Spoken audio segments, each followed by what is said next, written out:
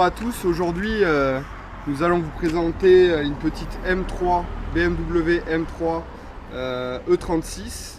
Donc un petit 3 litres. 3 litres, 286 chevaux, donc de 94. Et c'est de la bombe. Elle est géniale. Franchement, on parle souvent de Youngtimer, et là on est sur des voitures en devenir, du coup, qui sont pas encore collection, qui n'ont pas 30 ans, mais qui sont ultra intéressants par leur cote et puis par l'utilisation finalement. Elle titillait bien les 911, presque 300 chevaux, 4 places, 5 places, alors que les 911, bon, c'est des 4 places, mais à l'arrière c'est plutôt en mode strapontin. Et niveau perf, c'est un truc de fou. Les amis, donc je vais vous présenter je vais vous faire un petit tour du propriétaire, un petit tour esthétique. Voilà. Donc elle est dans sa teinte bleu à vue, donc ce qui est un bleu assez foncé. Pour ceux qui connaissent le bleu Estoril, il est plus clair. Voilà, on a des beaux pneus, hein, des Fédéral RSR qui sont géniaux sur piste d'ailleurs. Et là ils ont 3200 km, donc vous le voyez, ils sont neufs. Donc on va s'amuser un peu.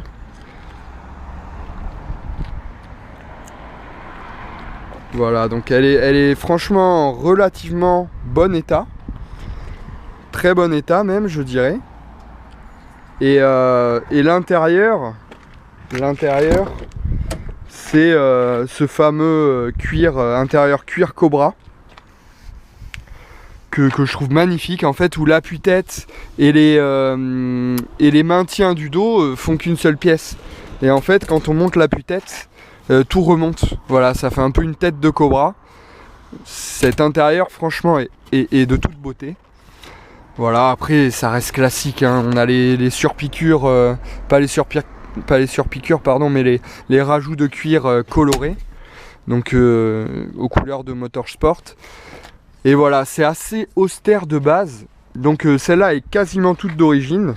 Tant que je suis à l'intérieur, je vais vous montrer ce qu'on a fait. Ce qu'on a fait faire plutôt pour l'intérieur.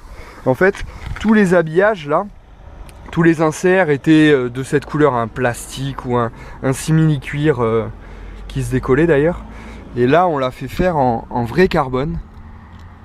Donc ça rajoute une touche un peu racing, un peu sport, qui pour moi d'origine n'y était pas. Et franchement, donc on n'est pas d'origine sur l'intérieur effectivement, mais par contre les inserts comme ça se retrouve facilement d'origine, donc c'est pas un outrage pour moi.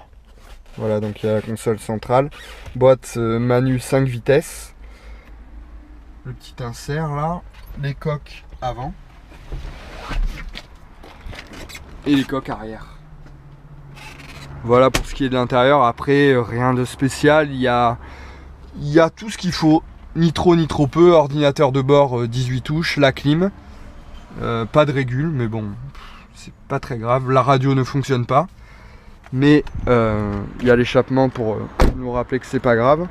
Et ensuite au niveau châssis, on a fait quelques modifs parce que bon, je pense qu'on le sait tous, BM ça freine très très bien, super bien, parfaitement bien, mais qu'une seule fois. Donc quand tu as fait un gros freinage, le deuxième, tu as la pédale qui est spongieuse et ça marche beaucoup moins bien. Donc on a mis des Durit Aviation, un liquide de frein, c'est du Motul RBF 660, donc le point d'ébullition est à 325 degrés, donc bien supérieur à l'origine. Et des plaquettes, des Ferrodo DS 2500, il y a aussi des Bilstein, si je ne me trompe pas, B9. Et aussi, on va le voir dans le coffre, des barres anti-rapprochement à l'arrière, qu'on voit ici, ainsi que dans le compartiment moteur avant. Tu peux m'ouvrir le capot, s'il te plaît, Val? Ouais. Wesh. Merci. Voilà, donc par la même occasion, le le moteur, donc qui est assez imposant. La barre anti-rapprochement, sinon tout le reste est d'origine. 3 litres, 6 cylindres en ligne, bien sûr. Simple Vanos, donc le 3 litres 2 est équipé du double Vanos. Après, certains disent que c'est moins fiable et que c'est moins bien étagé. Moi, je l'ai pas essayé, donc je pourrais pas dire. Mais en tout cas, là-dessus, c'est une bombe atomique. Voilà pour ce qui en est de la présentation générale du véhicule. Ah si, je voulais vous parler d'un truc super important. Je refais un petit tour. C'est la chose suivante. J'ai un énorme carnet d'entretien avec le véhicule. Et j'ai préparé la petite facture. Pour ceux que ça intéresse, c'est assez impressionnant. Voilà. Ici, on a le prix d'achat. Donc d'origine. Hein, et on est à 336 000 francs. Voilà, donc ce qui est quand même pour l'époque assez conséquent. En deçà des Porsche 911, je me répète un peu. Mais sacré caisse, c'est 336 000 francs, on est à 45 000, un peu plus de 45 000 euros, donc pour l'époque c'est un truc de dingue. Mais les journalistes, lors de sa sortie, l'ont élu, je crois que c'est l'Autojournal, voiture du siècle. Et donc ils ont bien fait parce que BM... pour les remercier de leurs commentaires élogieux, leur a fourni une petite E36 3 litres 2 à chacun. Voilà. Donc moi aussi, je trouve que c'est une sacrée bagnole. Et donc on va l'essayer. Alors le but du jeu, tout en respectant les usagers de la route, et là bon, on est entre midi et 2 dans une zone industrielle, donc on peut se faire un peu plaisir, c'est de vous montrer les performances du véhicule. Essayer de retranscrire. Bon, les amis, nous voici à l'intérieur de cette M3 E36. Et les ressentis qu'on a au volant, déjà c'est que c'est une voiture qui est polyvalente une fois de plus. On peut très bien aller chercher le pain en sortant du boulot et les week-ends aller sur circuit et mettre quelques fessées à des voitures modernes. Donc elle est vraiment bonne prise en main.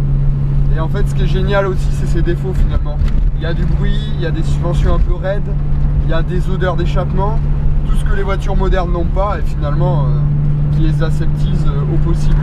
C'est mon point de vue bien sûr. La boîte est très précise, les pédales accélérateur frein sont assez proches pour faire un petit talon pointe. Donc ça c'est vachement appréciable pour le circuit. Après moi maintenant je le fais au quotidien parce que c'est une habitude que j'ai eue. Et le talon pointe, donc ça sert lors d'un rétrogradage, par exemple un 3-2, avant de renclencher la 2 au point de patinage, de faire monter le moteur en régime pour éviter que les roues se bloquent au freinage, ce qui ferait un louvoiement de l'arrière du véhicule. Donc elle a un tempérament, elle a deux visages. Le visage du quotidien où elle est finalement assez docile.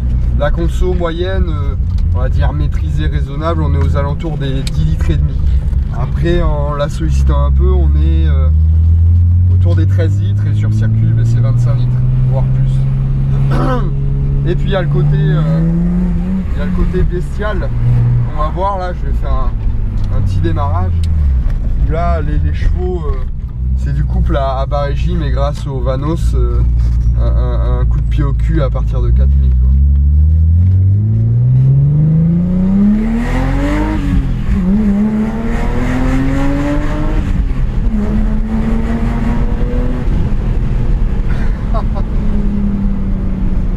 Ça file la banane, génial. C'est génial. Là je suis en 3 par 2. Donc très mauvais pour les lombaires, vaut mieux avoir un bon kiné. Les sièges maintiennent très très bien, mais ça fait vraiment l'effet coup de pied au cul. Le propos c'est de faire un démarrage vu de l'extérieur. Le diable est de sortie.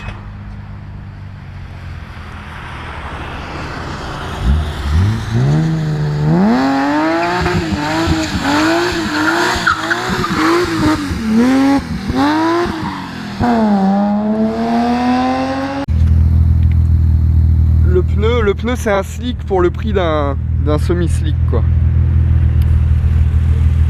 Voilà, bon bah écoutez, j'espère que cette vidéo a plu. Voilà, tout ça pour résumer, pour vous dire que c'est une auto qui a une gueule, franchement qui a de la gueule, hein, faut le dire, qui devient un collector et avec laquelle on peut s'amuser. Il y a un intérieur superbe, un moteur de dingue. Donc il y a vraiment tout ce qu'il faut. Voilà, je vous dis à bientôt dans d'autres vidéos. Et n'hésitez pas à mettre vos commentaires. Ciao ciao.